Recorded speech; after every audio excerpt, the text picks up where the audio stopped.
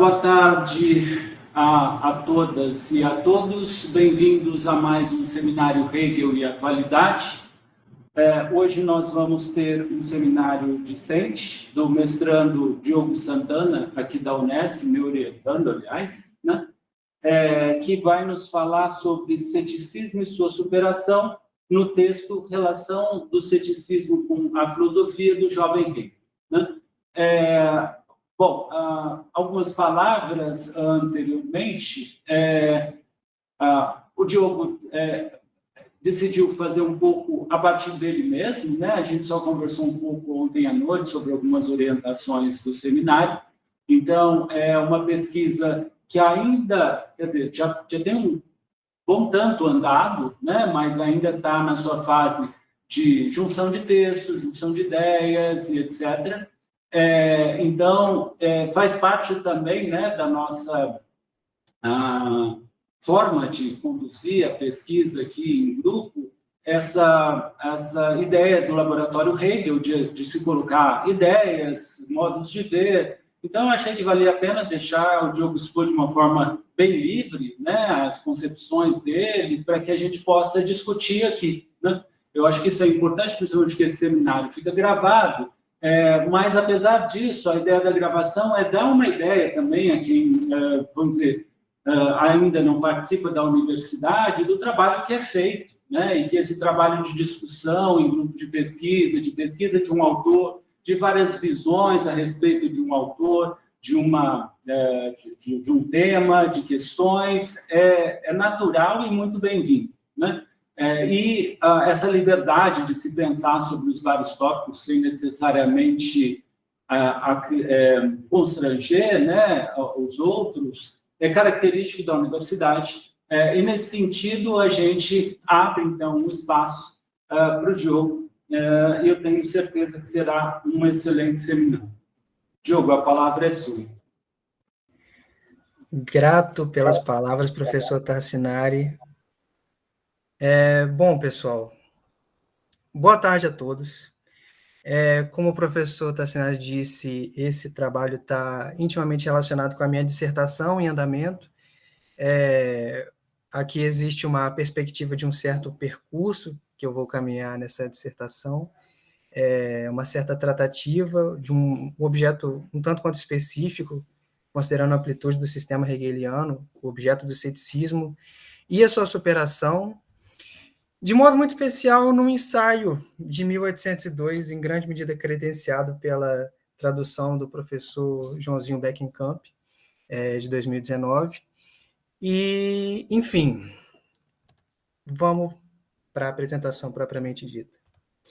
Eu gostaria de introduzir essa temática, de convocar essa temática para vocês, levando em consideração de que ceticismo e idealismo podem parecer, à primeira vista, uma coisa de natureza muito diversa, sobretudo porque quando a gente fala em idealismo, a gente está buscando aquela filosofia que busca expurgar da filosofia tudo aquilo que tenha o sinal de uma finitude, de uma limitação.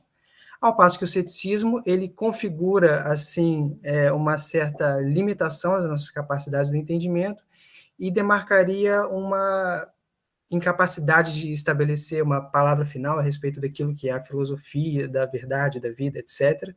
De modo que o ganho que se tem com isso é uma postura de investigação constante, que é aquilo que marca o ceticismo como essa filosofia prática.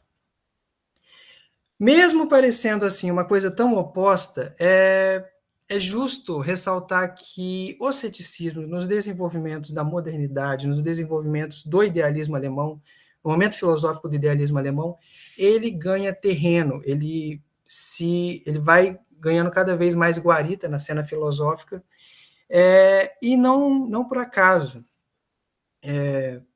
Primeiro, eu gostaria de citar que esse ceticismo ele também não pode ser descolado de um certo princípio da subjetividade do tempo moderno, sobretudo porque essa subjetividade começa a desenvolver uma certa forma de articulação com a realidade, de modo que os conteúdos que precisam fazer sentido para a sua dinâmica interna, para a sua constituição cognitiva, isto é, Abro citação da História da Filosofia do Hegel.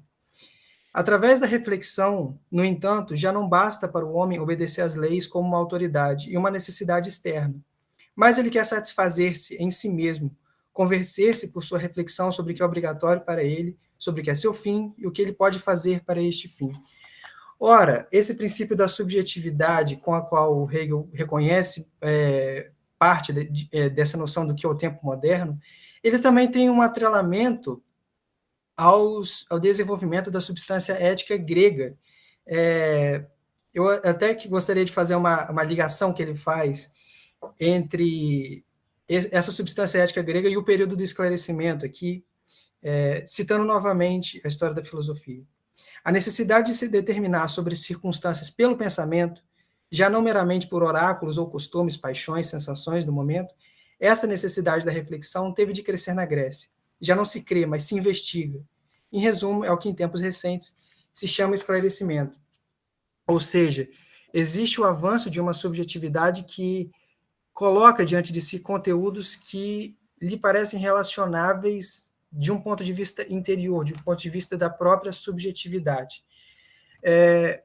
Então, ele demarca, o autor aqui, o Joãozinho Beckenkamp, comentando a respeito desse processo, ele demarca, digamos assim, uma modernidade de longa duração, que compõe não apenas as dinâmicas do conhecimento, do esclarecimento, mas também a substância ética grega, tal como vista na cidade ateniense, e etc.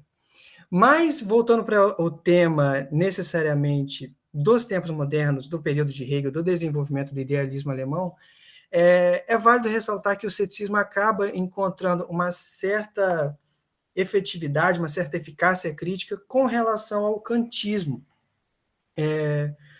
A partir do momento da promoção da filosofia crítica do Kant, da publicação das 3 críticas, a obra dele vai encontrar uma série de objeções, uma vez que ela demarca uma incognoscibilidade da coisa em si, ela constitui, assim, uma separação fundamental com o seu objeto, e, no entanto, ela está absolutamente empenhada em constituir, através de uma filosofia crítica, uma validade objetiva do juízo, salvaguardar os resultados da ciência moderna. Esse seria mais ou menos o objetivo da filosofia crítica, que não se constitui, ou pelo menos ela acaba produzindo uma reação filosófica inversa, porque se a filosofia crítica ela acabaria tendo um aspecto negativo, ela seria respondida por um aspecto brutalmente positivo, que seria o idealismo alemão.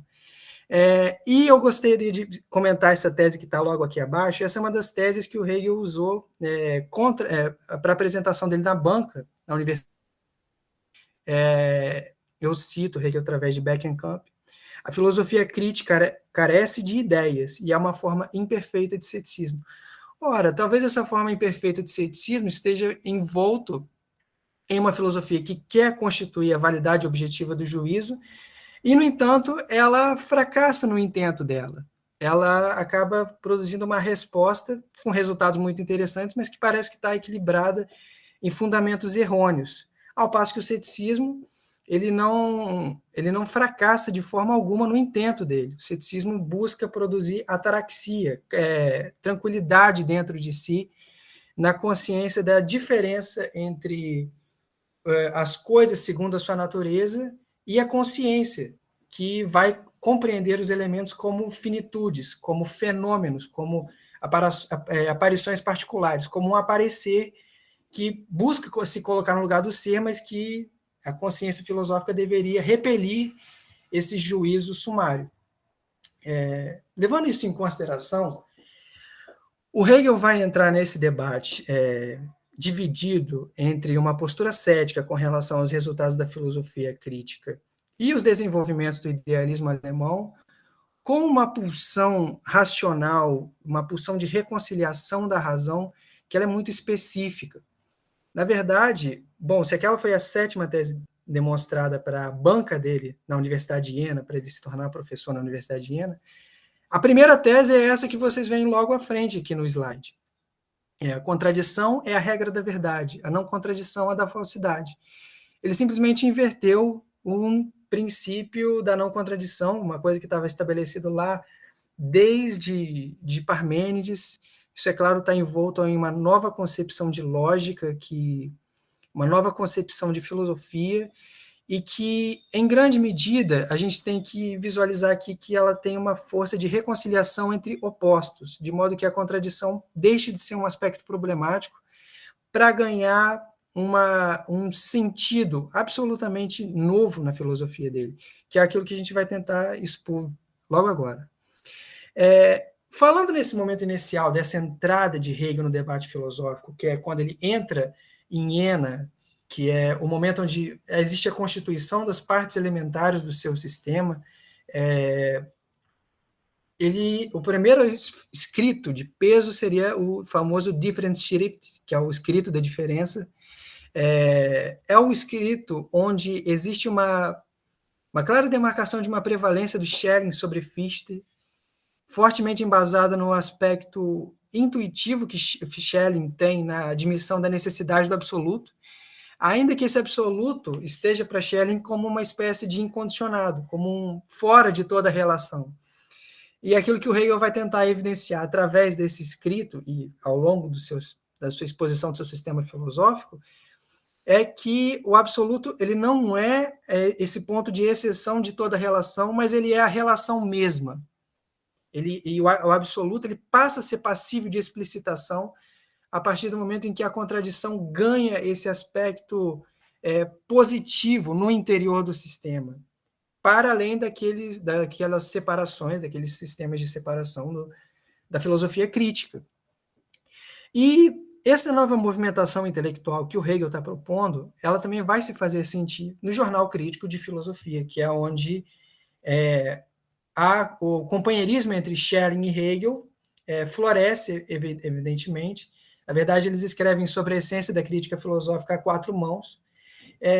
E eu gostaria de marcar uma coisa nesse escrito, assim, de forma bem sucinta, é que existe uma mudança no sentido da crítica sobre a essência da crítica filosófica. Se a crítica filosófica ela estava envolta em uma certa separação com um determinado objeto, a apreensão dessa separação, agora a crítica filosófica ela tem em vista uma certa ideia de filosofia que é necessariamente uma ideia de razão que é necessariamente de tal forma que a divergência entre os sistemas filosóficos se dê na incapacidade desses sistemas de explicitarem os fundamentos em comum que, na verdade, eles têm, e, no entanto, eles não sabem.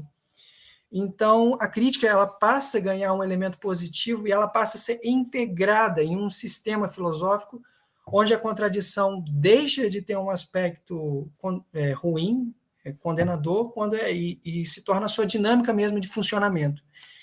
E o exemplo disso, que eu escolhi, é claro, relação do ceticismo com a filosofia, o texto que a gente vai tratar propriamente daqui. Ou seja, é um texto onde está em questão estabelecer qual é a relação dessa coisa que não é necessariamente uma escola de pensamento, não é uma doutrina filosófica. O ceticismo ele aparece mais como uma espécie de agogia, uma educação para um modo de vida, e que se relaciona com a filosofia, ou seja, tem um conteúdo em particular do ceticismo que concerne a filosofia. O objetivo desse texto é ter uma relação crítica com o ceticismo, é verdade, ele mostra as limitações do ceticismo, mas, ao mesmo tempo, ele absorve um caráter positivo que haveria no ceticismo, apesar dele parecer em tudo algo como uma filosofia negativa, qualquer coisa que o seja. Ele foi escrito como uma resenha crítica ao último livro do Schulz, que é a Crítica da Filosofia Teórica, mas é preciso apregoar aqui que, logo de cara, o Hegel ele tem ampla predileção pela filosofia antiga, quer dizer, pelo ceticismo antigo, pelo ceticismo originário, pela sua composição originária, pelo momento do espírito filosófico em que ele se organizou pela primeira vez.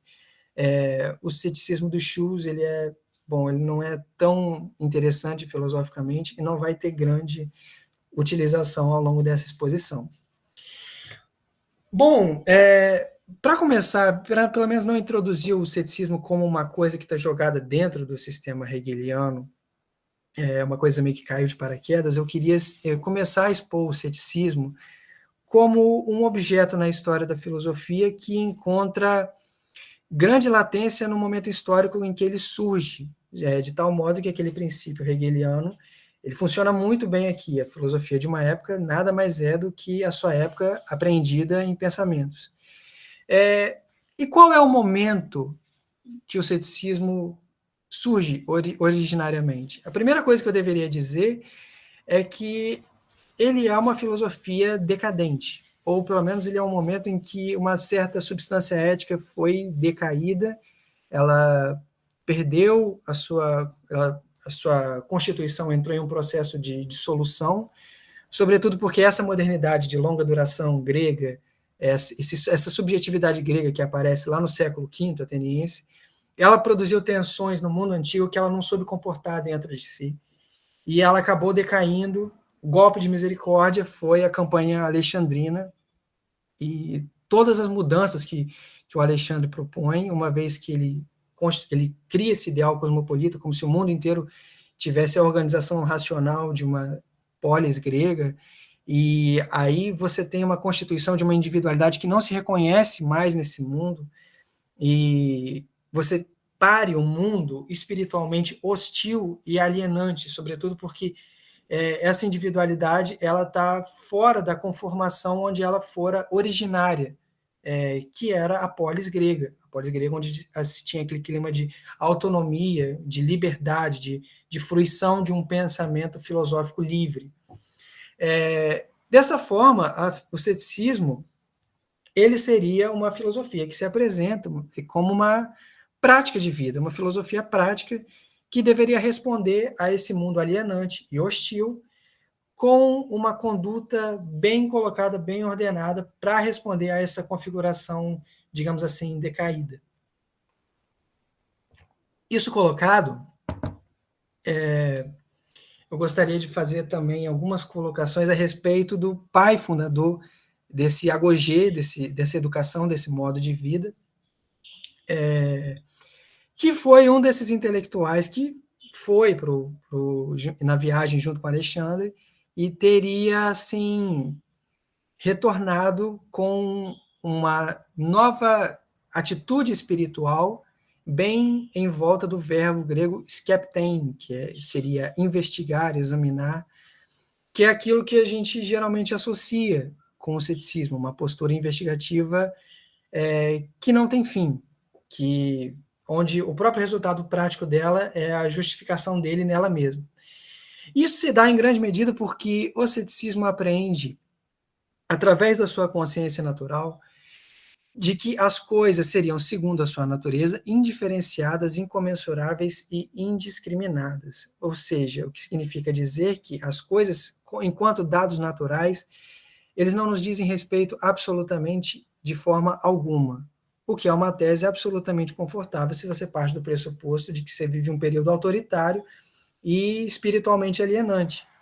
Ou seja, a coisa, segundo a sua natureza, ela se deixa conhecer, substituindo aquilo que é o ser pelo aparecer. Ou seja, nós temos acesso aos fenômenos, à forma como ela aparece. E nós não podemos deixar de reconhecer que a coisa tal como nós aprendemos seria o seu fenômeno particular. Sendo assim, não é possível aferir um caráter de verdade a uma coisa que simplesmente apresenta-se na constituição daquilo que aparece. E isso acaba por ser um grande alívio, porque a apreensão desse caráter limitado, daquilo que está colocado como uma imediaticidade defrontada, faz o cético apreender justamente o seu caráter divino com relação a uma liberdade. Ele apreende a liberdade que ele tem do espírito dele, à medida que a natureza, as coisas segundo a sua natureza, não representam de forma alguma um cerceamento, mas representam uma coisa que está lá do outro lado, indiferenciada, fora de colocação, digamos assim. E é interessante levar isso em consideração, porque parece que o ceticismo ele não seria simplesmente uma um acúmulo de negatividades colocadas sobre si, mas teria um lado positivo muito bem ordenado. Abrindo uma citação aqui do Hegel, já no escrito de 1802, ele escreve: o ceticismo tinha o seu lado positivo somente no caráter. Ele não representava como uma heresia ou escola, mas, tal como mencionado acima, como uma agogene, uma educação para um modo de vida, uma formação cuja subjetividade só podia ser objetiva nisto de os céticos se valerem das mesmas armas contra o objetivo e a dependência dele. Eles reconheciam Pirro como fundador do ceticismo no sentido de que se igualavam a ele, não em doutrinas, mas neste voltar-se contra o objetivo, nessa atitude espiritual, nessa forma de relacionar-se com o mundo. E é claro que quando você tem um certo comportamento que afirma o caráter indiferenciado das coisas segundo a sua natureza, segundo a sua realidade fenomênica incontestável, você vai constituir um debate quase que endêmico com relação ao dogmatismo. Sobretudo porque o dogmatismo, eu cito Hegel, os céticos atacaram e negaram essas doutrinas dos dogmáticos sobre a certeza do conhecimento acessível, segundo as quais, por intermédio do objeto na sensação, se deixa conhecer com segurança algo que se encontra por trás deste objeto. Ele coloca em itálico aqui, é muito importante essa citação. Ele se deixa conhecer com segurança algo que se encontra por trás deste objeto, como coisa verdadeira e propriamente dita subsistente por si. Ou seja, os dogmáticos teriam a expectativa de que por trás do caráter ilusório e fenomênico das coisas, tal como elas se apresentam, seria possível demarcar a sua essência através de um por detrás da forma como ela se apresenta, o que é uma expectativa errada. Aí é o momento em que o ceticismo acerta o alvo. Na verdade, isso que está colocado como uma verdade que está exterior, na verdade, ela é interior. E o ceticismo ele começa a absorver isso como uma forma de conduta prática. Mas o sentido dessa conduta prática a gente vai perscrutar mais ou menos agora. Ora, vejam só, se o ceticismo é uma... O que aconteceu? Se o ceticismo é uma certa educação para um modo de vida, ela também tem esse caráter negativo. E razão aqui vai começar a ser tratado em uma dinâmica conceitual muito específica. Razão aqui passa a significar uma ausência de limitações. Qualquer limitação que é atirada contra a razão, ela logo repulsa. E o ceticismo ele teria esse papel negativo de não aceitar as limitações do entendimento. Mas o que é interessante perceber nisso tudo? É porque existe uma reconfiguração decisiva a respeito daquilo que é o ceticismo nesse artigo de 1802, e foi isso que me atraiu nele. Porque o ceticismo, vou fazer citação aqui do Paulo Arantes, o ceticismo, dizia Hegel, não é uma doutrina da dúvida, pelo contrário, está absolutamente certo do seu assunto. O ceticismo ele tem absoluta certeza de que quando ele critica as certezas do dogmático, ele vai sempre reproduzir o nada como seu resultado peremptório. Essa igualdade consigo mesmo, do resultado que a investigação do cético produz, é justamente aquilo que produz a sua epoqué, a sua ataraxia, ou seja, o cético é capaz de repousar na certeza de que o entendimento não é competente para fazer valer a sua efetividade sobre a razão. Falando de uma forma, já avançando o sinal, né? Mas eu quero fazer também uma outra citação aqui, que é nada mais, nada menos do que uma citação da história da filosofia, mas que resume muito daquilo que é a tônica desse ensaio. Eu cito Hegel, o ceticismo não é uma dúvida. A dúvida é justamente o contrário do repouso, que é o resultado do ceticismo. Zweifel, que é a palavra que ele usa para dúvida, né? Provém de Zwei, é uma ida e vinda entre dois e entre vários. Não se repousa nem em um, nem em outro. E deve-se, no entanto, ou repousar em um ou repousar em outro. O ceticismo é ao contrário, indiferente a um e a outro. Tal é o ponto de vista cético da ataraxia. Não existe nenhum caminho aqui do desespero, não existe caminho da dúvida aqui. Aquilo que existe aqui é um procedimento absolutamente claro, que tem em vista aquilo que ele vai produzir, que compreende a fragilidade das asserções dos dogmáticos e vai colocar-se a mostrar a limitação desse tipo de asserção. Colocado isso, a gente poderia afirmar uma tese um pouco mais ousada que aparece nesse texto de 1802, que é também a compreensão de que toda filosofia tem um lado negativo e pode constituir um ceticismo através dela. Isso ele cita expressamente no diálogo Parmênides e Platão. Diálogo que, inclusive, vai aparecer na Ciência da Lógica de novo. Sobretudo porque toda filosofia ela tem um aspecto crítico, negativo, um aspecto de separação. Isto é, toda filosofia ela é também uma separação a respeito daquilo que ela veio antes e um começo originário, uma constituição sistemática a partir de um todo que é subjetivo e que, portanto, tem que, de uma certa forma, negar aquilo que já está constituído, aquilo que já está disposto para o entendimento. Um exemplo disso é o Parmênides do Platão. Na verdade, o aspecto interessante do Parmênides do Platão também é que, veja só, essa citação aqui é muito boa. Que documento e sistema mais acabado e subsistente por si poderíamos encontrar do que o Parmênides na filosofia de Platão, o qual abarca todo o domínio daquele saber por conceitos do entendimento e o destrói.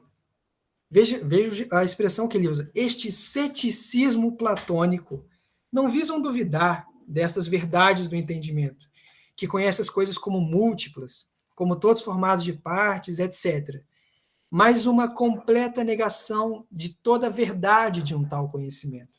Ou seja, o sentido desse ceticismo que está interiorizado em qualquer filosofia é uma necessidade de compreender que as ditas verdades do entendimento possuem uma limitação contra si. E, nesse sentido, são um conteúdo estranho à razão, que precisa ser superado. É muito interessante também uma outra coisa que aparece nesse texto de 1802, que existe uma discussão a respeito do platonismo tardio, que muitos veriam o sistema platônico como um sistema cético e outros veriam como um sistema dogmático. Isso está registrado no Diógenes Laércio, que o Hegel cita aqui. Isso serve para robustecer essa tese de que toda filosofia teria um lado negativo e um lado positivo. Contra qualquer filosofia, você pode erguer um ceticismo baseado no aspecto negativo, crítico que ela tem. E toda filosofia poderia ser dogmática se você tira esse aspecto crítico interiorizado que ela tem dentro dela. Então, quando a gente coloca essas coisas, parece que existe uma amálgama entre entendimento e dogmatismo, o que não é justo. Sobretudo porque entendimento e razão, tal como está sendo articulado aqui, já é uma articulação muito particular a respeito desses conteúdos. Não é um uso despreocupado o que o Hegel está fazendo aqui. Quando ele está falando de entendimento, ele já está compreendendo esse elemento como interiorizado em um sistema que o ultrapassa. E a razão também está colocada dentro desse sistema como um componente absolutamente vital. Para citar só uma citação de como essa dinâmica já está acontecendo no pensamento hegeliano, ele escreve no texto de 1802. Quando numa proposição racional é isolado, refletido do mesmo, os conceitos neles contidos, sendo considerado o modo como são ligados, tem de se mostrar que estes conceitos são ao mesmo tempo suspensos ou unidos de maneira tal que se contradizem. Pois, do contrário, não seria uma proposição racional, mas no entendimento. Mas vocês veem que a contradição tornou-se a regra do verdadeiro. Ela perdeu aquele aspecto negativo que ela tinha desde si e que era visualizável desde a filosofia crítica, passando pelos idealismos paralelos de Fichte e Schelling.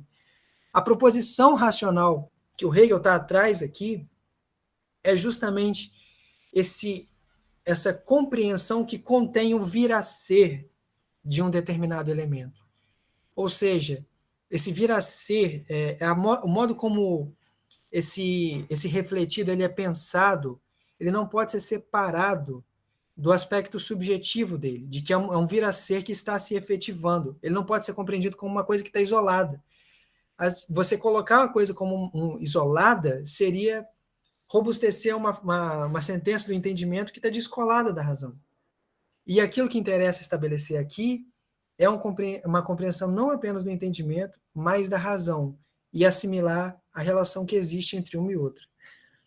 Para explicitar um pouco mais a relação entre razão e entendimento, que aparece como absolutamente obrigatória para entender essa relação do ceticismo com a filosofia, eu lancei mão de 2 outros textos hegelianos que vão ajudar a entender a dinâmica que está colocada entre esses 2 conceitos e, bom, são muito necessários para você assumir a posição com a qual Hegel critica as outras correntes da filosofia, a forma crítica como ele vê o ceticismo, por exemplo. Tratando particularmente do texto do Escrito da Diferença, a primeira forma como aparece esse tensionamento entre razão e entendimento está muito ligado também à compreensão de uma filosofia da reflexão. E a reflexão serve aqui como uma espécie de sustentáculo da filosofia. O Hegel chega a usar essa expressão filosofia da reflexão para definir as formas filosóficas que ainda estão encardidas nesse aspecto contraditório que é mal resolvido, que não se compreende ainda como um todo que está vindo a ser, digamos assim. E para citar simplesmente uma citação onde esse procedimento está acontecendo,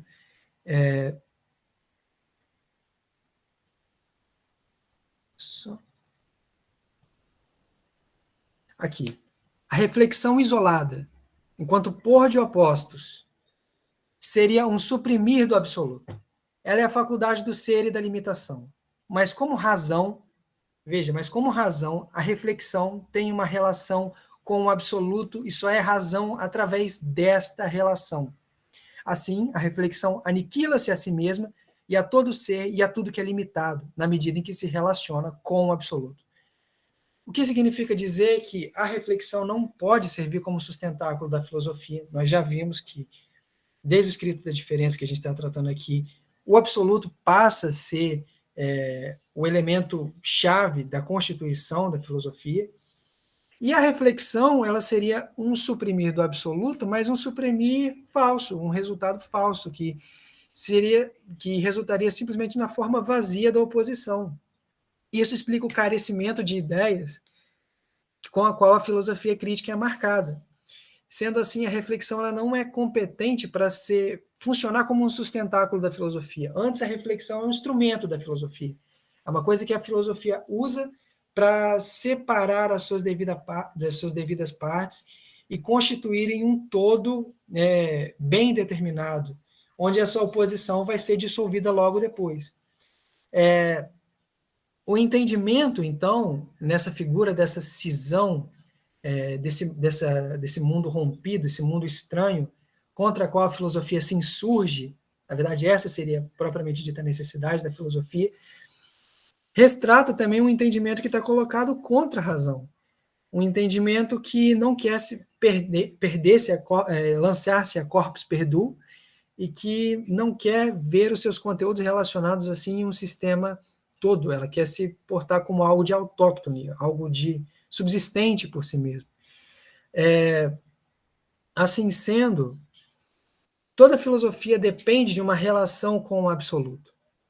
Toda filosofia ela depende de uma compreensão de que esse absoluto ele precisa ser assimilado, ele precisa ser colocado diante da consciência.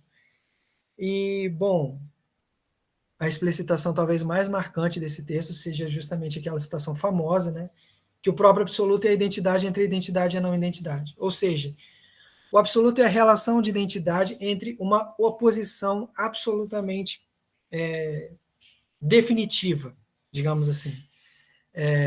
Ou seja, essa relação de identidade não é uma identidade vazia, não é uma identidade do entendimento, como a gente propriamente diria, mas uma identidade entre uma oposição definitiva, uma oposição absoluta.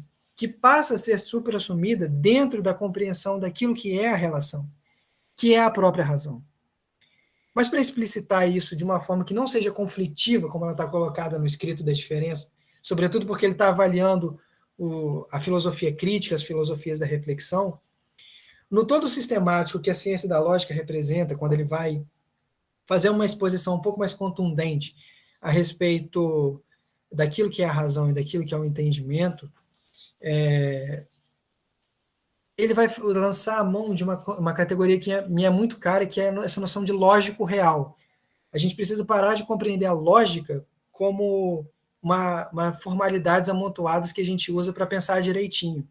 Não, lógica é o movimento da realidade. Pura e simplesmente a lógica é o movimento da realidade no seu ponto essencial, no seu ponto não contingente, no seu ponto universal e necessário. De que forma? Como quer dizer, como isso é possível, né? Como o professor Tassinari gosta de dizer, como e por quê? Bom, o entendimento, até agora a gente já deve ter compreendido que nada mais é do que conferir a forma de universalidade a uma determinação limitada. E na qualidade de determinação limitada, ela é colocada oposta, ela se separa, ela vale como algo de autóctone, é um limitado que vale como subsistente por si. No entanto, dessa subsistência por si que o entendimento estabelece, é absolutamente inegável que o entendimento fixou para si essa delimitação, essa determinação que ele fez valer como universal. E, com isso, eu sou obrigado a admitir, de igual forma, de que esse movimento ele foi, na verdade, uma passagem, e que ela fez valer como limitado aquilo que é uma universalidade. Sendo assim, a universalidade imediata se mostra aparente no pensar consciente de si. E a dialética é essa passagem. A dialética é justamente essa oposição entre um e outro, essa incapacidade de escolher entre um e outro, essa oposição que, uma vez sustentada, delimita a limitação do entendimento com relação à razão, mas a razão precisa empregar isso para fazer valer para ela mesma a limitação que o entendimento tem com relação a ela. Ou seja, a negação pura e simplesmente dessa lógica do entendimento é o ceticismo, sem tirar nem pôr. É o ceticismo. Tal como aparece na ciência da lógica, uma citação famosa. Só que, no entanto, quando a gente admite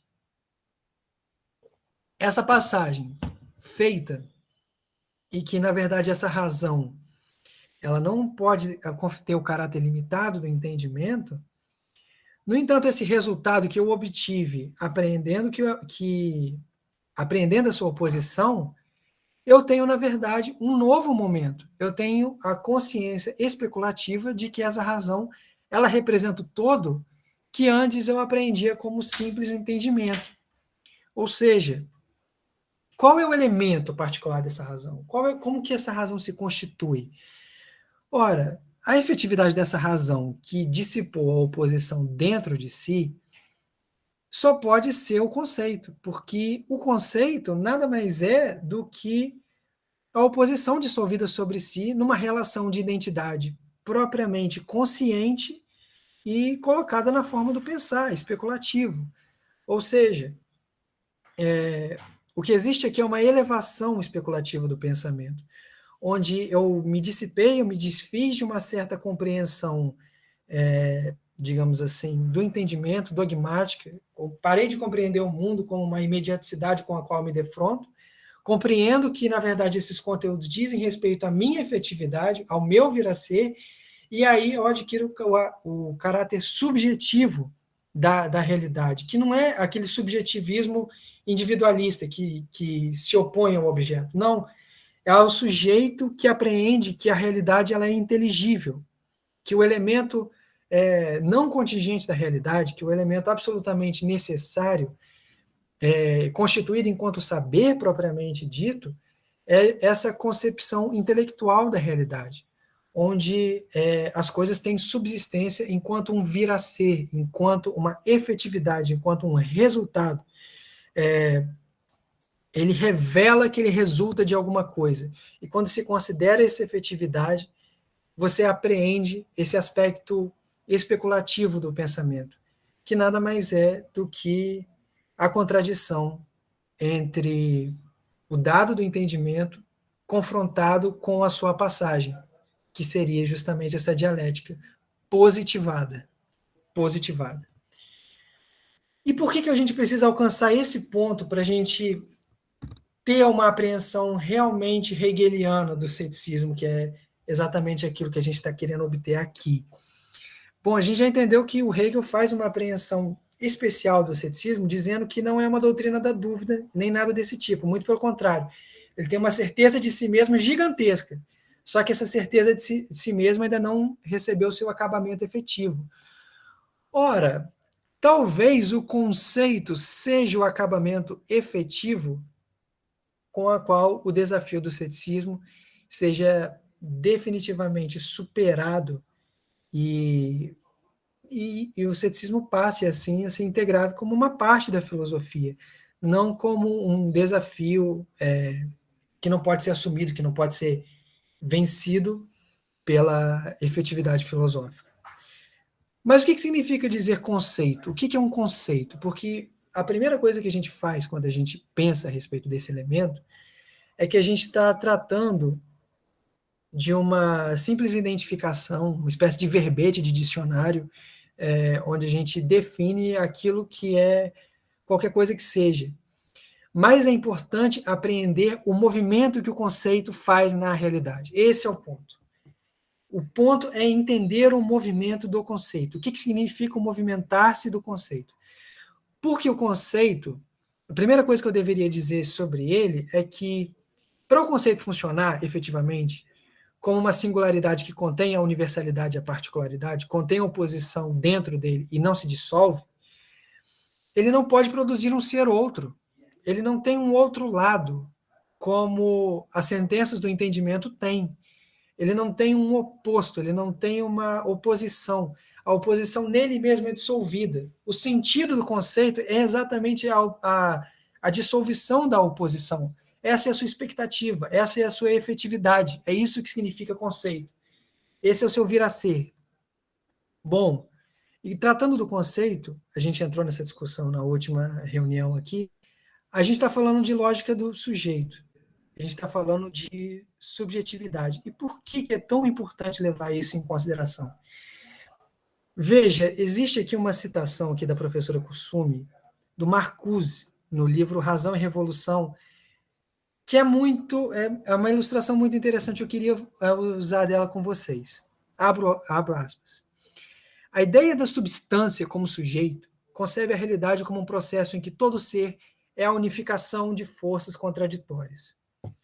Sujeito denota não apenas o ego ou consciência epistemológica, mas um modo de existência, inteligência, a de uma unidade autodesenvolvegônico. Tudo que existe é real, somente na medida em que opera como um eu, através de todas as relações contraditórias que constituem a sua existência. Eu vou repetir porque essa frase é muito boa. Tudo que existe é real somente na medida em que opera como um eu, através de todas as relações contraditórias que constituem a sua existência. Por isso deve ser considerado um tipo do sujeito que se avança ao desenvolver suas contradições inerentes. Por exemplo, uma pedra é apenas uma pedra na medida em que permanece sendo a mesma coisa. Ou seja, uma pedra, ao longo de sua ação e reação sobre as coisas e os processos que interagem com ela, ela fica molhada na chuva, resiste ao machado, resiste a uma certa carga antes de ceder.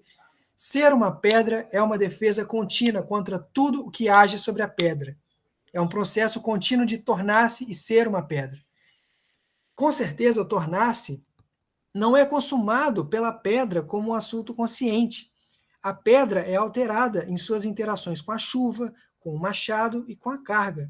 Isso não se altera. Mas uma planta, vejam só, uma planta, por outro lado, desdobra-se e se desenvolve. Não é agora um broto, depois uma flor, mas sim um movimento todo de broto através de florescer para decair. Veja, só o conceito pode compreender essa corrupção e essa geração em um único momento, na forma de uma oposição dissolvida. É isso que é conceito. Não é agora um broto, depois uma flor, mas sim o movimento todo de broto através de florescer para decair. A planta constitui e preserva assim neste movimento. Chega muito mais perto de ser um real sujeito do que a pedra, pois os vários estágios de desenvolvimento da planta surgem da própria planta. Eles são sua vida e não são impostos a partir do exterior.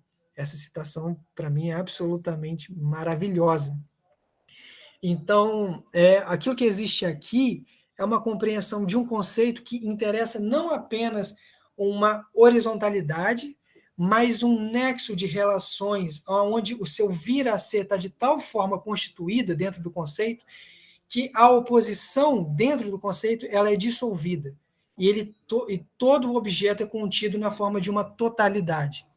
Essa outra citação que eu gostaria de fazer uso aqui é que uma vez apreendido esse caráter desse vir a ser desse conceito, a professora Kusumi faz uma outra citação que é muito importante. Ela coloca aqui: o conceito pode ser definido como uma espécie de construto intelectual que nos impele a não só definir as coisas, mas que nos orienta a ter uma compreensão absolutamente intelectual da realidade. Ou seja, foi reservada a sorte, não sorte, mas foi reservada ao idealismo absoluto de Hegel algo que não aconteceu com os idealismos anteriores de Fichte e Schelling. Sobretudo porque... Nossa, mas está aparecendo tanto aqui. O idealismo ele teria como objetivo expurgar a filosofia de todas as suas finitudes, correto? Mas sempre havia essa oposição colocada sobre o objeto que inibia o idealismo de constituir a sua realização sistemática, digamos assim. Eu cito aqui uma colocação da ciência da lógica, que, através do Paulo Arantes, que é a seguinte: a proposição segundo a qual o finito é ideal constitui o idealismo. O idealismo da filosofia não consiste em nada mais do que isso, e não reconheceu o finito como verdadeiro ente. Ou seja, será que o conceito não é justamente a fonte dessa infinição, aonde todas as oposições do entendimento não são dissolvidas? E agora, para recrudescer e para trazer a relação disso com o ceticismo, olha que coisa curiosa que acontece quando a gente relaciona ceticismo com o seu conceito. Porque, de uma certa forma, eu estava pensando aqui, quando os céticos antigos afirmavam que o mel é amargo, de forma a confrontar a percepção particular sensível do mel com o seu conceito, isto é, com a disposição de que no vir a ser dele também ele é amargo, por mais que o mel presente seja doce, será que não existe uma espécie de ponto de vista especulativo embrionário ao ceticismo que não interessou a eles averiguar, expor, sobretudo porque isso estava atrelado a esse espírito da época deles, que estava muito relacionado a uma filosofia prática, a uma certa conduta prática. Eu digo isso levando em consideração isso que a professora Kusumi falou aqui. Olha. Assim, o conceito abrange não só uma definição nominal referente ao estado atual de algo, no caso escolhido de uma árvore, que é o exemplo que ela estava dando, mas enfim. Mas também abarca aquilo que foge ao empiricamente constatado. Ou seja, aquilo que está empiricamente constatado não constitui essa relação que só pode ser especulativa da geração e corrupção do objeto, que é aquilo que constitui a sua totalidade. Essa totalidade só aparece para o conceito. E se você não compreender esse via ser que está implícito no conceito, você nunca vai ser capaz de fundar a filosofia sobre essa infinição verdadeira da filosofia, né? O ponto onde o idealismo passa a ser viável como um sistema autoconsciente, um sistema que compreende a si mesmo. E dessa forma, acontece uma coisa muito curiosa, eu queria pressionar um certo limite aqui, já caminhando para o final, é uma citação também da história da filosofia, colocada pelo Lebrun. O ceticismo é dirigido contra o pensamento de entendimento, nós já vimos isso, que deixa valer como últimas as diferenças determinadas. Ora, o próprio conceito lógico é igualmente essa dialética, pois o verdadeiro conhecimento da ideia é essa negatividade que no ceticismo está em casa. Está em casa, mas inconsciente de si, digamos assim. Essa compreensão dialética faz a gente pensar que se o ceticismo é uma pedra atirada contra a filosofia, o Hegel ergueu a igreja do idealismo absoluto sobre essa pedra. Então, o conceito de ceticismo ele acabaria por ter essa fruição onde o seu conceito ele deixa de adquirir uma posição negativa e passa a ser um conhecimento bem articulado nos termos especulativos do pensamento. Ou seja, o nada que o ceticismo resulta é justamente a razão que, confrontada com o entendimento, só pode produzir um nada. Ou seja, só pode produzir a sua negação. E o entendimento é essa figura dessa negação. Ou seja, o conceito de ceticismo colocado do ponto de vista especulativo, ele acerta o ceticismo, ele compreende e sabe dele, compreende-o definitivamente. E contra ele não é mais possível admitir que não existe conhecimento, que a razão não é competente para compreender a si mesma, para estabelecer a compreensão sobre si mesma. Pois o conceito é, em grande medida, enquanto ponto onde a oposição é dissolvida, ponto onde é possível estabelecer esse acabamento, como aparece na introdução da Fenomenologia do Espírito. E, no final das contas, o ceticismo é justamente essa razão que está submetida à lógica do entendimento, que só poderia resultar no nada, que só pode resultar no nada, como negação da razão em relação ao entendimento.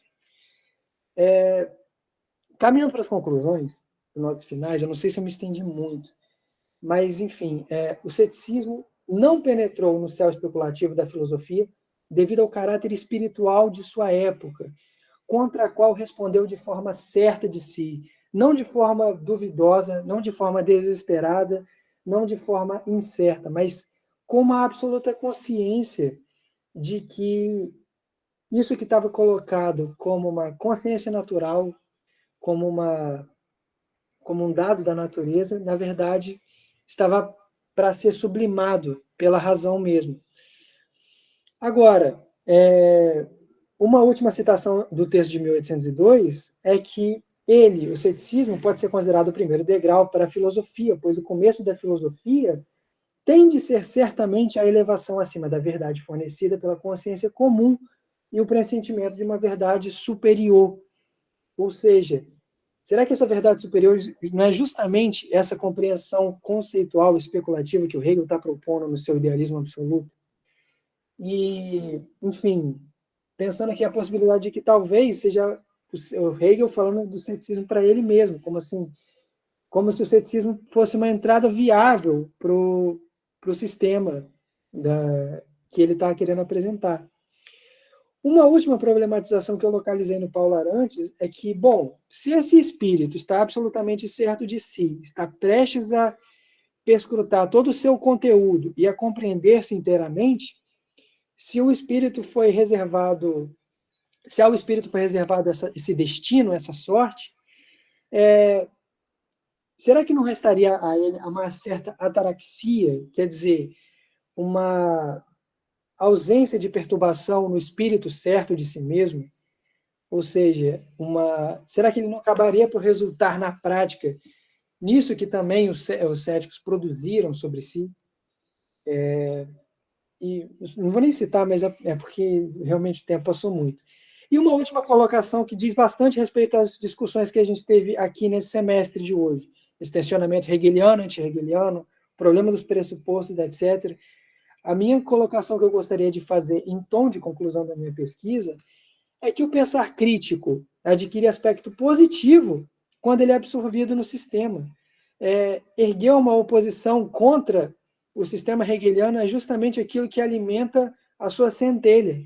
Ou seja, opor-se ao sistema hegeliano é justamente a fonte da sua existência. Então, quando a gente busca estabelecer uma crítica na qual a gente fala o Hegel foi um autor que pensou até tal ponto e tal, mas agora a gente está fazendo uma coisa absolutamente diferente.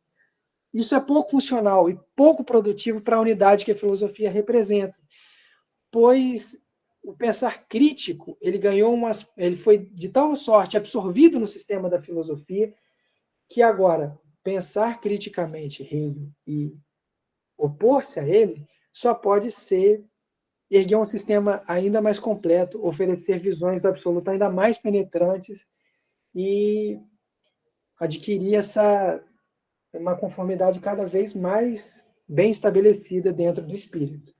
O que é um grande desafio, né? Mas, enfim, era com isso que eu gostaria de concluir.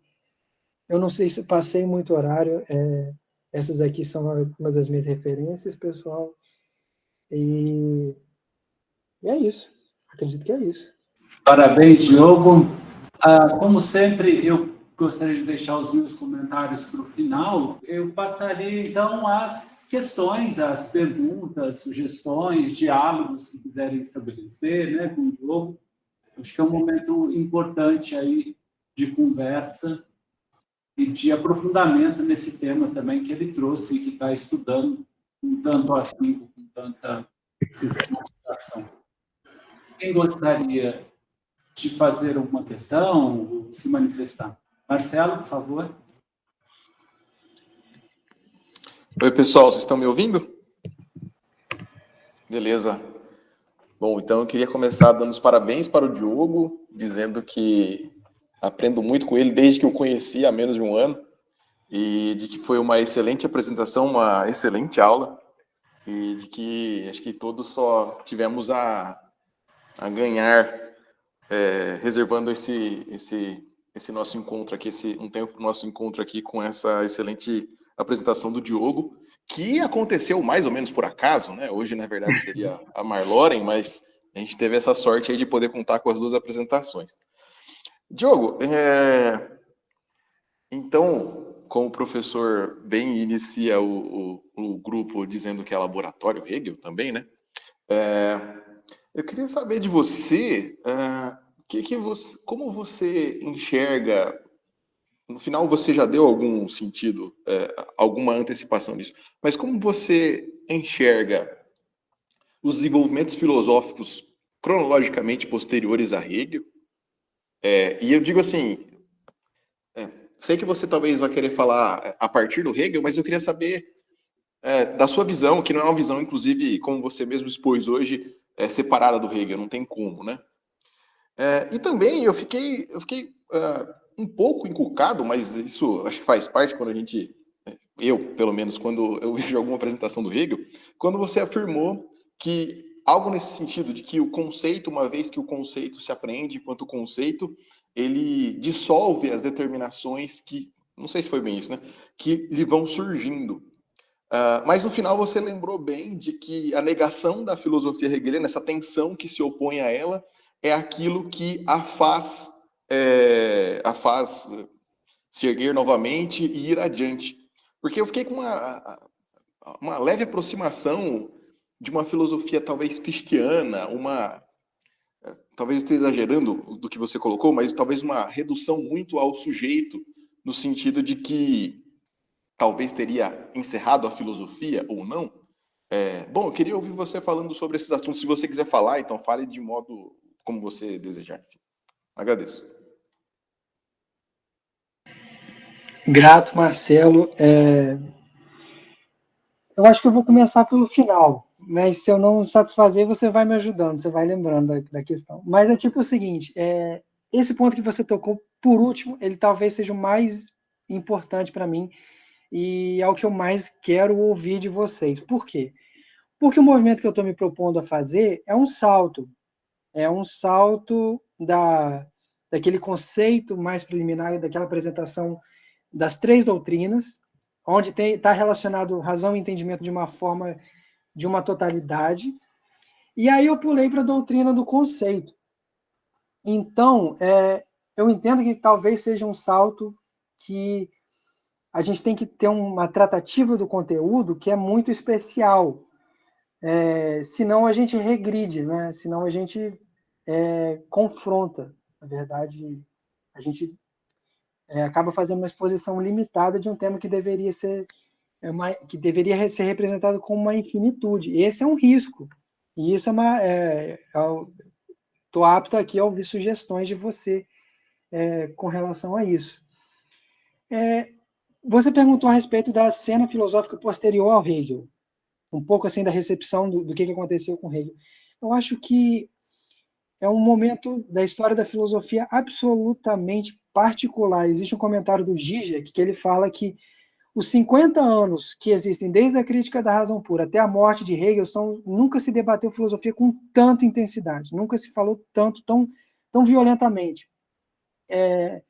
Isso diz respeito muito à época histórica na qual o Hegel está relacionado, e também é uma coisa muito interessante, uma coisa que o Adorno levanta aqui no texto dele, nos 3 estudos sobre Hegel, é que também é um momento prestes a uma reificação no mundo social, do trabalho, etc., no mundo até da produção acadêmica, de uma especialização da razão, de um processo assim de estratificação, aonde o especulativo que que é o coração pulsante, que é a vida do sistema hegeliano, ele para de ser, ele é deixado para lá no projeto filosófico. Os autores que vêm depois dele acabam se enredando na dialética, e a dialética vive um florescimento depois do Hegel, mas é uma dialética negativa, sabe? É uma crítica da teoria como teoria,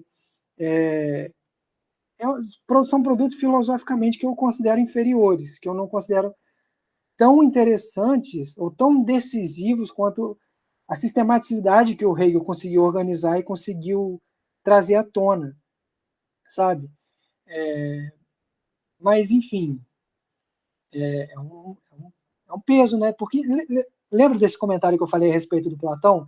Que logo depois que o Platão morreu, Diógenes Laércio retrata que existe uma divergência. Tem gente que interpreta que o Platão era isso, que ele era aquilo, que ele era cético, que ele era dogmático, entendeu? Porque aquela composição originária, onde o pensamento foi estabelecido, onde ele teve o seu vir a ser efetivo, ele se perdeu, sabe?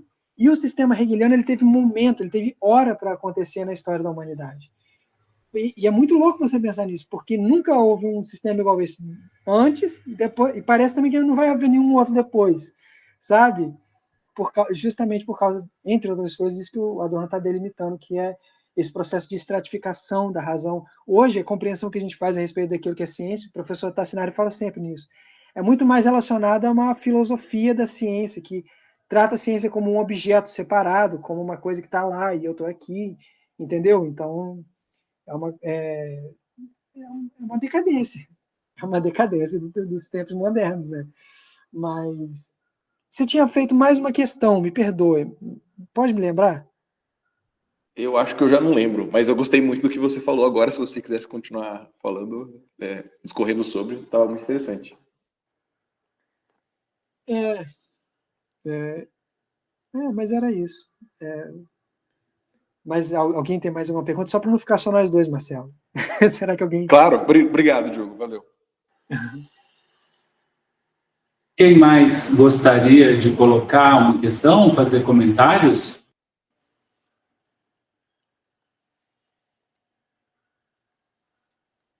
O pessoal está inibido hoje. Bom, eu vou aproveitar e vou te colocar algumas questões, né? Primeiro, novamente, parabéns pela apresentação, né? Está bastante sólida, bastante reflexiva, pensada, né? Bom, mas a partir daí eu queria te fazer... Eu acho que eu já vou colocar as duas questões direto. E não sei, a primeira, eu acho que ela é complicada, mas é mais tranquila. A segunda, talvez, demande mais reflexão. Então, a primeira é em relação ao dialético especulativo. Particularmente, eu gostei muito da solução que você dá, né, de como esse ceticismo é superado pela filosofia especulativa, e a filosofia especulativa aí entendida como a filosofia do conceito. E eu percebi, né, nas entrelinhas, como se diz, né, e a gente sempre fala, né, que, como professor, a gente também lê as entrelinhas do conceito, do trabalho, né? Quando você cita a razão e está discutindo o entendimento, você citou os dois parágrafos, um da razão negativa, ou do negativamente racional, do dialético, e outro parágrafo do especulativo ou positivamente racional, justamente juntando esses dois parágrafos, esses dois momentos, e opondo eles, né, contrapondo, sendo um momento de entendimento, né? E falou do positivamento da razão, né, nesse sentido, né? Então, ou seja, você tratou, de uma certa forma, do que eu estou dizendo. Então, eu vou aprofundar um pouco mais a pergunta, até para te dar a oportunidade de falar um pouco mais sobre isso também, que bom, entendido como esse momento, né, do negativo, que ele também abarca no conceito, eu consigo pensá-lo, mas eu posso ficar só no momento dialético, né? Então, ou seja, ela é só esse movimento e etc. Então, o ceticismo foi superado pela dialética, no final das contas. Vamos dizer, os céticos não percebem que o mundo é dialético, né? E o mundo é só isso mesmo, né?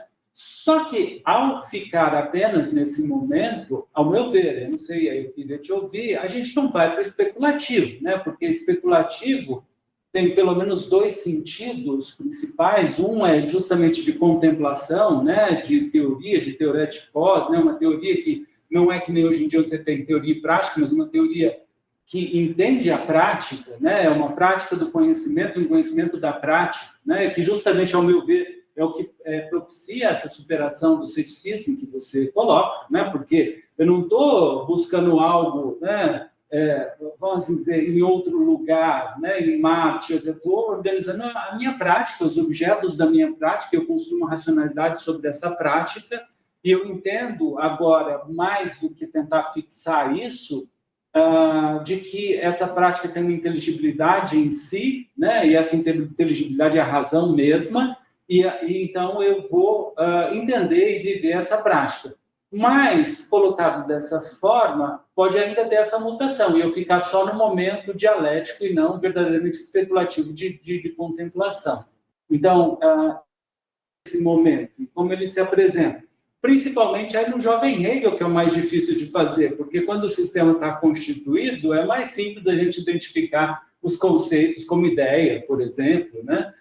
Ou como o próprio pensar, que no final das contas é a ideia, ou como razão, ou como espírito, e mostrar um certo caráter especulativo aí. Mas nesse primeiro momento a coisa se torna mais complicada, embora esses conceitos estejam aí.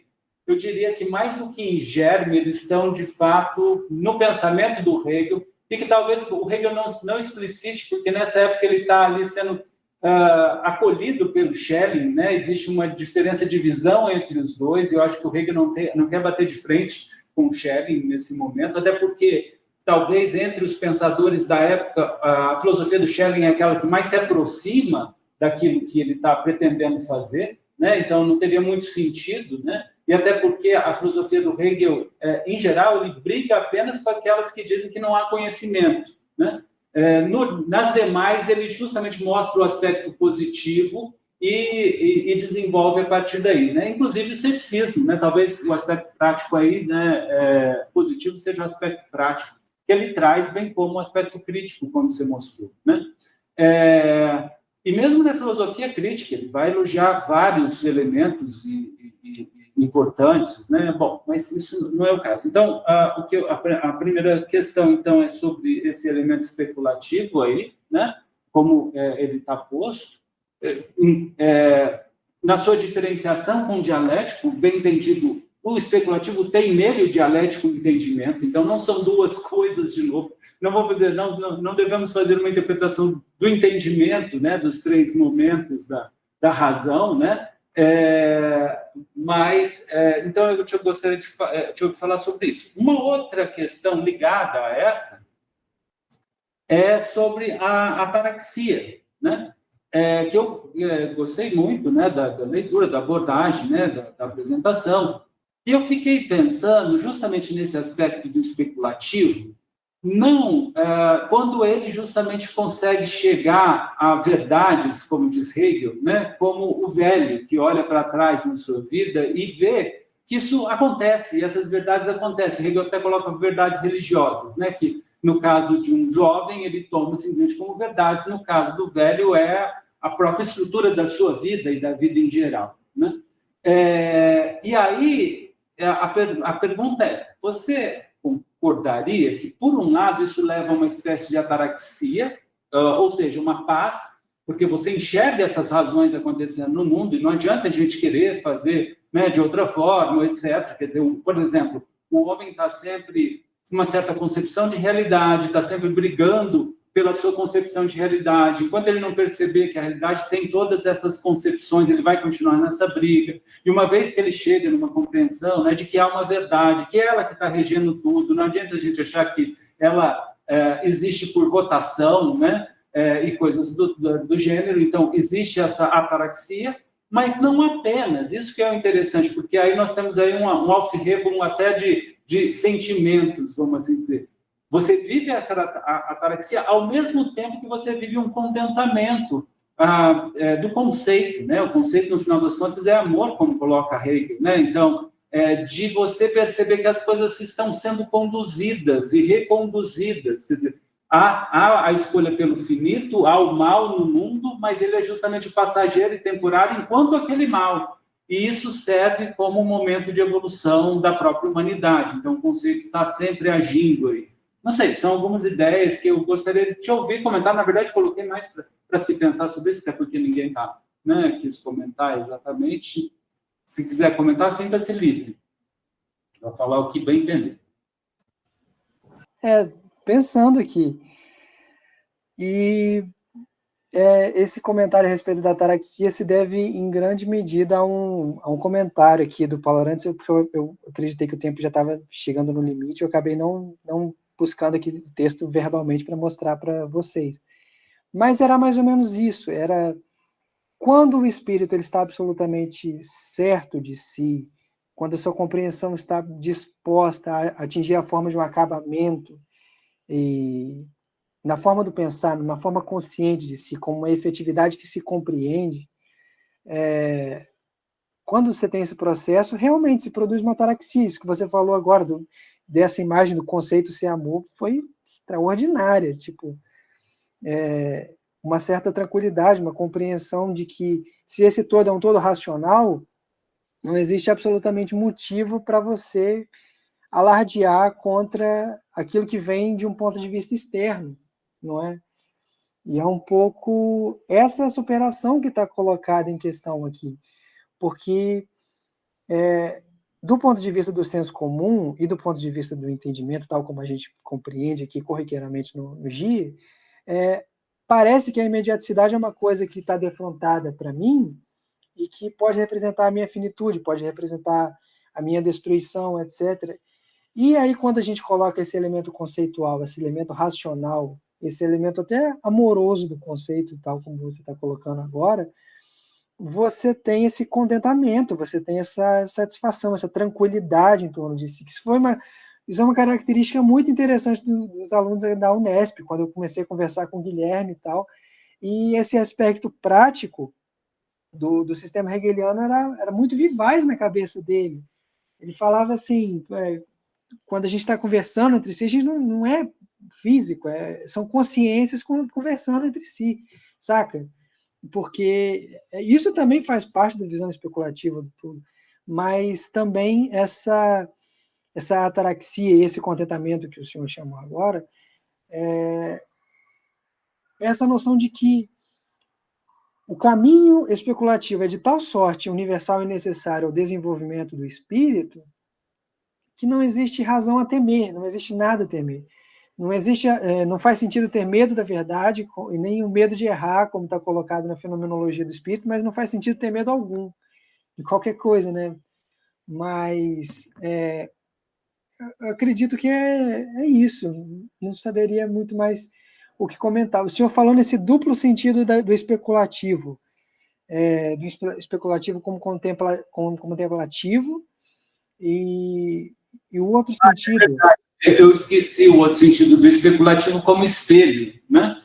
Porque uma vez que na contemplação você compreende o objeto e o objeto se torna compreensão, não tem mais sujeito e objeto e, na verdade, você está se vendo no objeto, né? Então, quando você olha para a realidade, na verdade, você está vendo a sua consciência, né? Não a própria realidade, a menos que você tivesse acesso a ela de forma imediata, sem justamente toda essa mediação da filosofia que nos permite chegar a esse imediato, né, que compreende a tudo. Então, esse aspecto especulativo como espelho, que é contemplativo também. Então, as duas coisas aí se juntam numa só. Mas a pergunta também se dirige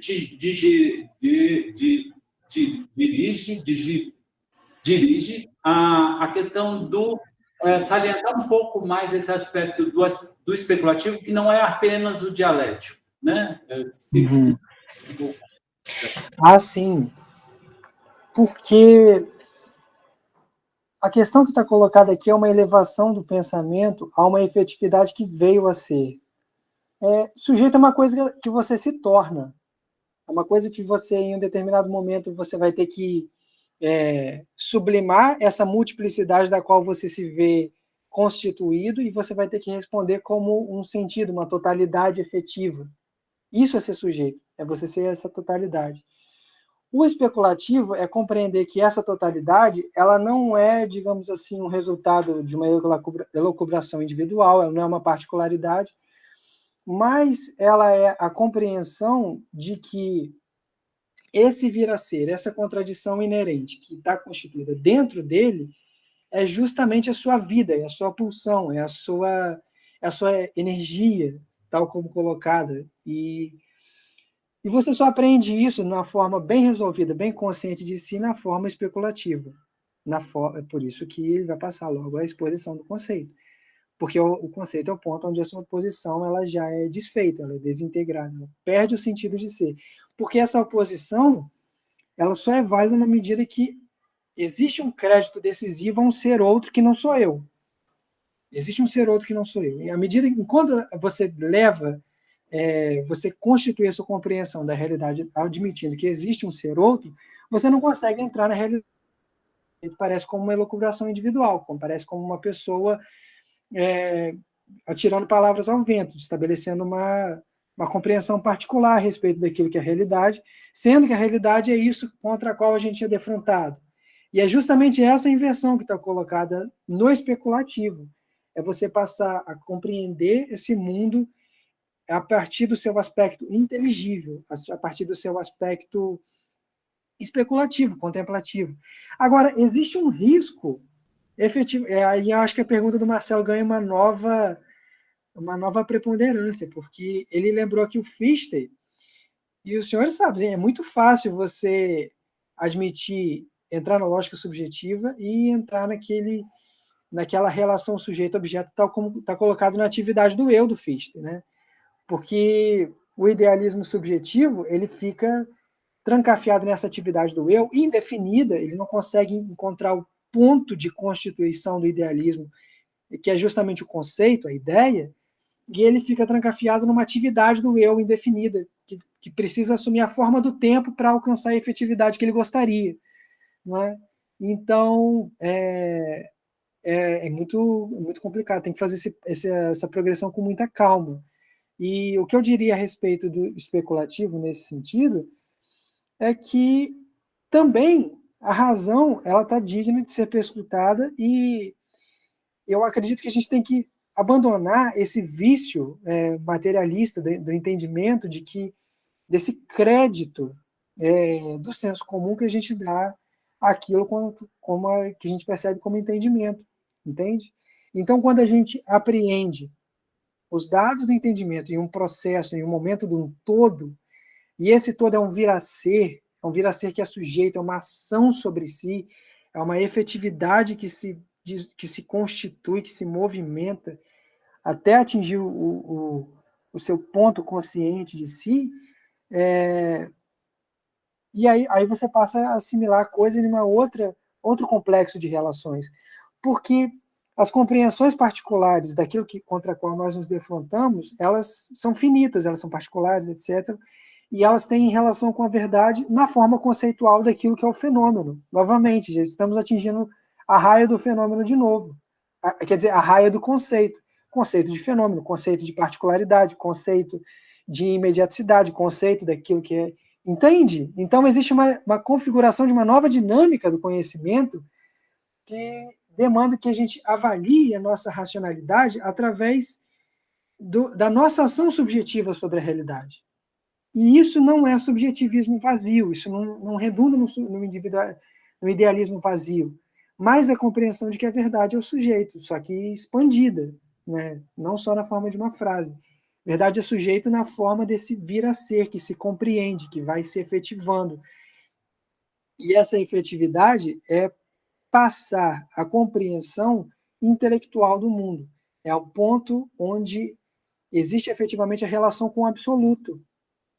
Porque se a gente não for capaz de dissolver essa oposição, o saber filosófico torna-se condenado. E aí o que a gente tem são sequências de críticas que não levam a nada, é como o Hegel diz na introdução à história da filosofia, eu quase citei isso.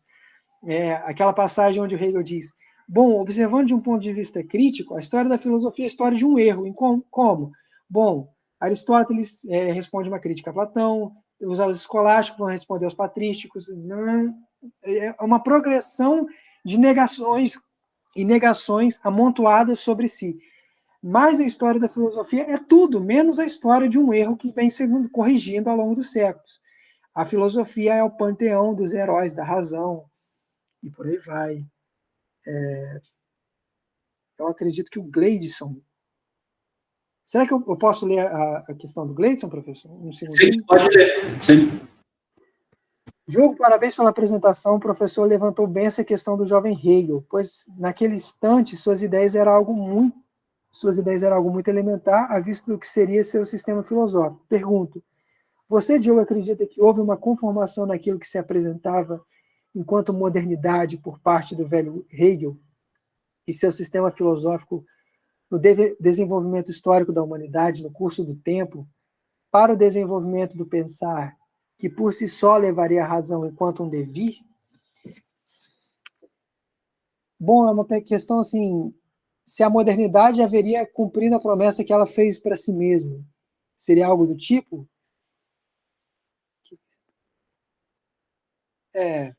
Bom,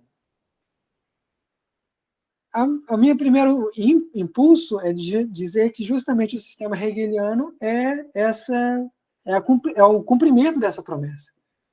Porque, digamos assim, que o Hegel está muito consciente de que um desenvolvimento filosófico ele só é possível uma vez que o mundo já realizou um movimento sobre si.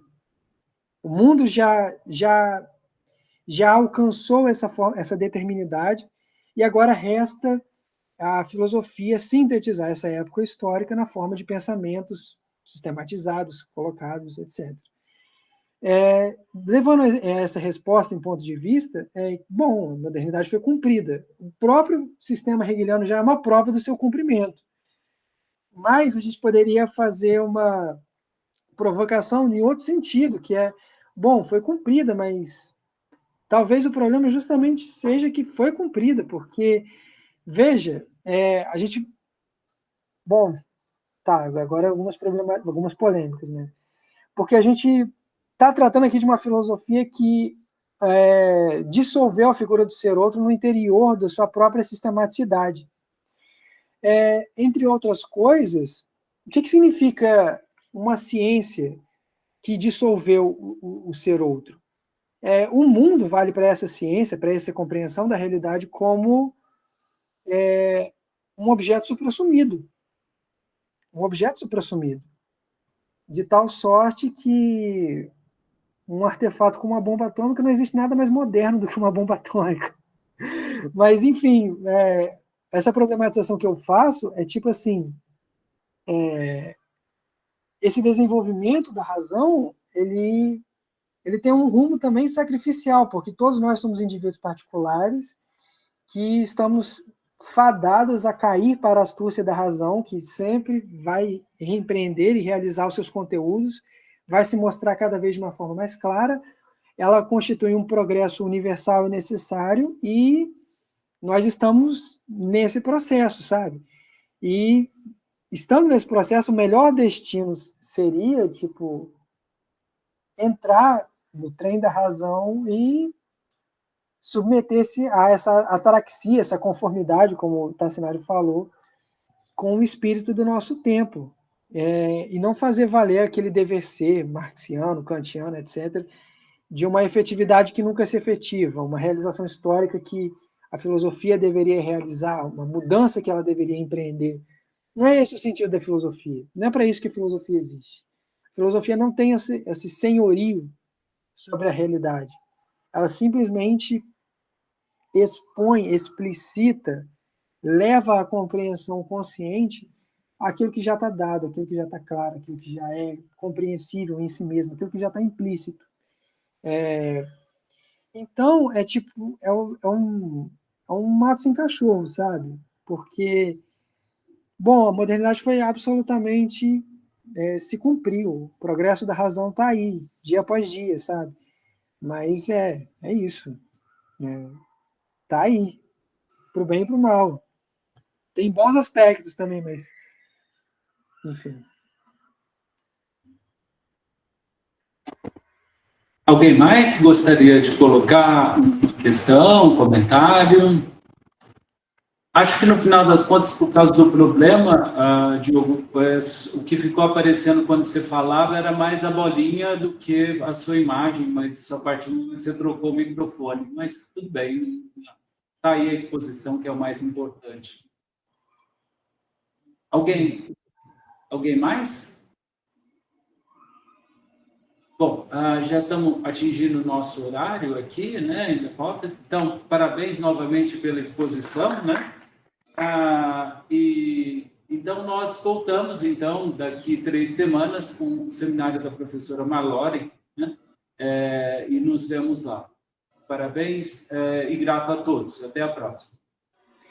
Muito grato a todos que vieram, tá, pessoal? Muito obrigado.